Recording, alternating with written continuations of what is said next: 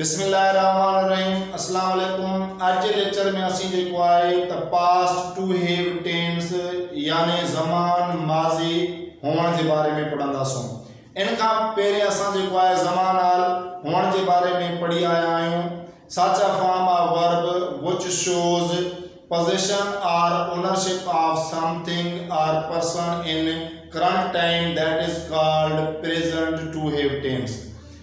आज जेको आहे त अॼु जे जेको ज़मान जी डेफिनेशन आहे such a form of verb which shows possession or ownership of something or person in previous time, that is called past to have tense। फेल जी अहिड़ी सूरत जेका कंहिं शइ या माण्हू जी जेको आहे मालिकी के जेको आहे गुज़िरियल वक़्त में ज़ाहिर करे त उनके ज़मान माज़ी हुअण चइबो आहे।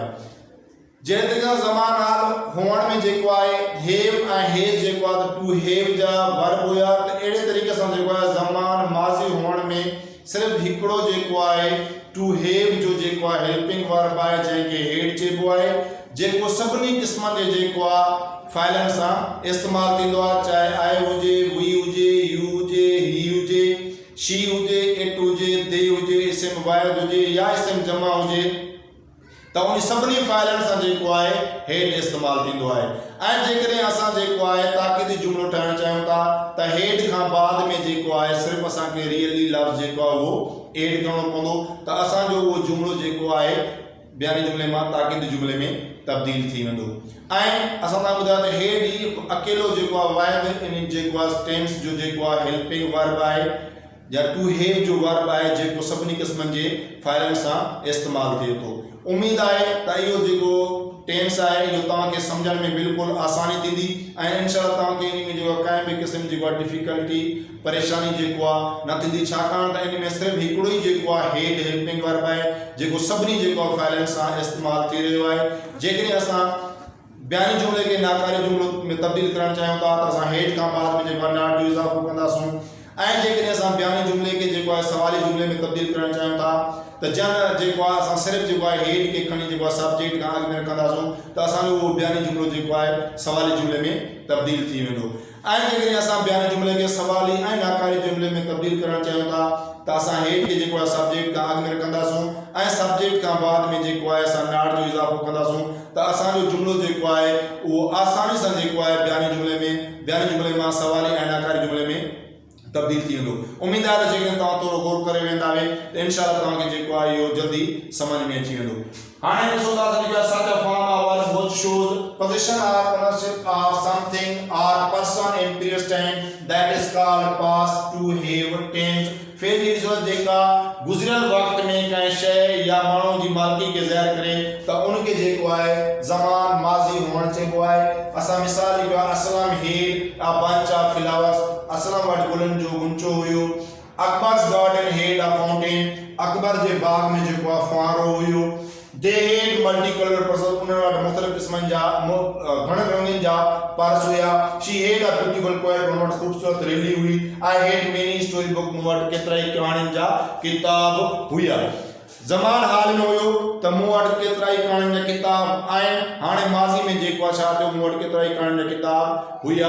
त हाणे चवण जो मक़सदु आहे त उहो हलंदड़ वक़्त में मालिकी खे शो करे रहियो, जॾहिं त ज़मान माज़ी हुअणु जेको आहे गुज़िरियल वक़्त में जेको आहे मालिकी खे शो करे रहियो आहे।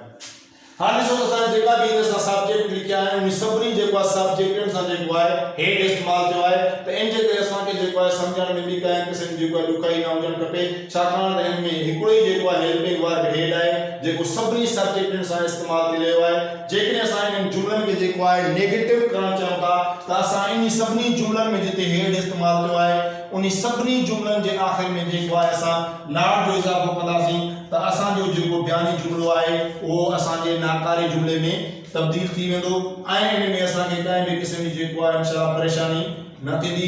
हे असां आसानी सां जेको आहे सभिनी जे पुठियां जेको आहे नॉट जो इज़ाफ़ो करे असां पंज जेका सेंटेंस हुया उन्हनि खे बयानी जुमिले मां जेको आहे सवाली जुमिले में नाकारी जुमिले में आसानी सां तब्दील करे वरितो।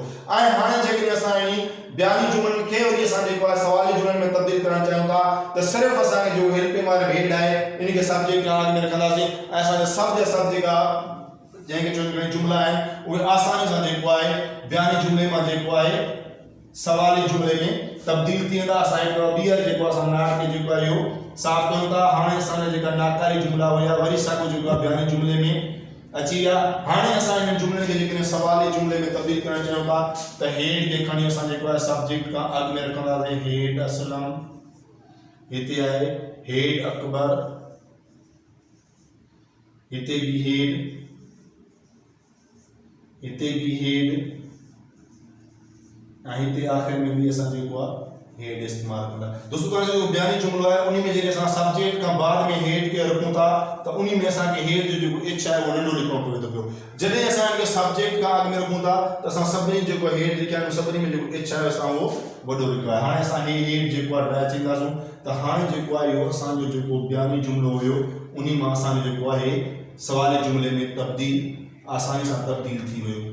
ऐं जेकॾहिं असां इन जुमले खे हाणे सवाली ऐं नाकारी करणु चाहियूं था त असां जेको आहे सब्जेक्ट खां पहिरियों हेड रखियो आहे। हाणे सब्जेक्ट खां बाद में जेको आहे सिर्फ़ु असां नाट जो इज़ाफ़ो कंदासूं त आसानी सां असांजो जुमलो जेको आहे सवाली ऐं नाकारी में तब्दील थी वेंदो। हे हाणे जेको आहे असांजो सवाली जुमले मां सवाली ऐं नाकारी जुमले में जेको आहे असांजा जुमला जेके आहिनि टोटल सभु जा सभु जेके आहिनि उहे तब्दील थी विया।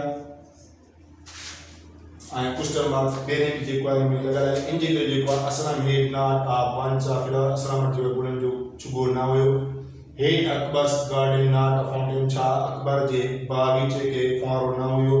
हेड they not multi coloured purses, छा उन्हनि वटि मुख़्तलिफ़ रंगनि जा पर्स न हुया। Had she not a beautiful girl, छा उन वटि ख़ूबसूरत बिल्ली न हुई। Had I not many story books, छा उन वटि केतिरा ई पढ़ण किताब न हुया। दोस्तों उम्मीद आहे तव्हांखे असांजो अॼु जो लेक्चर पसंदि आयो हूंदो। जेकॾहिं तव्हांखे असांजो लेक्चर पसंदि आयो आहे त इनखे लाइक कयो, शेयर कयो ऐं असांजे चैनल AWK अकेडमी खे सब्सक्राइब कयो। वॾी महिरबानी। अस्सलाम वालेकुम।